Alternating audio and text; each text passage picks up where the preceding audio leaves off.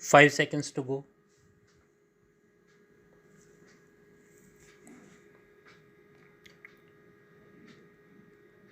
Start. We have been wanting more uranium for our nuclear plants. We have gone to other countries and everybody says yes, they sympathize with us, but that we must get the Americans on board. Now that the Americans on board, I think the fuels question for our reactors would be a thing of the past. I very much hope so. So, what we have got through this joint statement is something tangible. Honorable member also asked this question. We have not been recognized as a nuclear weapon state. We have been merely recognized as a nuclear power with advanced nuclear technologies, but there are other countries like Brazil and others. Will we get a treatment like Brazil? I think if you read the statement carefully, we have got enough better treatment.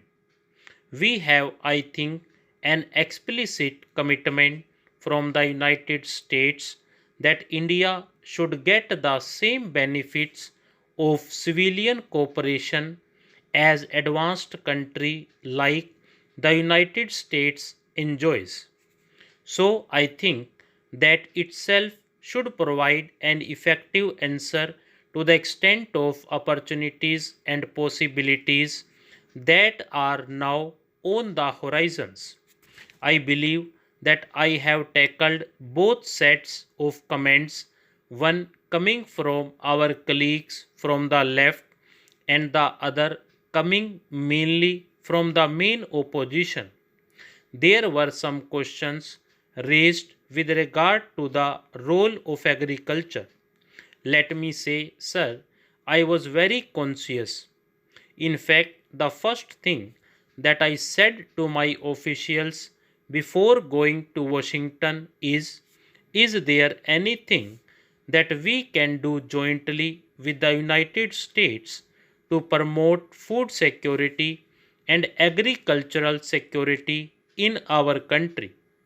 It then occurred to me that agricultural research, the state of agricultural universities, the state of extension work in our country is not up to the mark. Another member referred to the Punjab agriculture. I was at one time associated with the founding of the Punjab Agricultural University. I know, for example, the role that was played by Indo US cooperation in giving rise to first grade agricultural university, whether Pantnagar or Ludhiana. But one has to recognize that in many of these universities, their research work has reached a flat. Therefore, through the knowledge initiative in agriculture, we have, I think, opened up a new era of research cooperation, which I hope will lead us to the frontiers of human knowledge in all sciences which have a bearing on our agricultural prosperity here. There is nothing in this joint statement which says that we will open up our borders to an unlimited flow of American goods. Those issues will be dealt with separately in the WTO. Those issues were not discussed in my discussions with President. This is something which the chairperson reminds me every day. Our first commitment is to India's farmers who need a food security. Preserving the livelihood strategies of our farmers is our utmost concern, and we will do nothing which compromises the livelihood security of India's farmers. Sir, questions were raised about the membership of the Security Council. It is certainly true that the United States has a different viewpoint. They are not supporting our resolution. This was known to us before I went. I did raise this matter with the President and also raised this matter in my address to the joint session of the Congress, and I was very surprised with the amount of applause I got from the congressmen and the members of the Senate on that particular point. I do not want to divulge what the President told me, but I have not given up the hope that when ultimately some concrete action is taken, India's claims will not be ignored.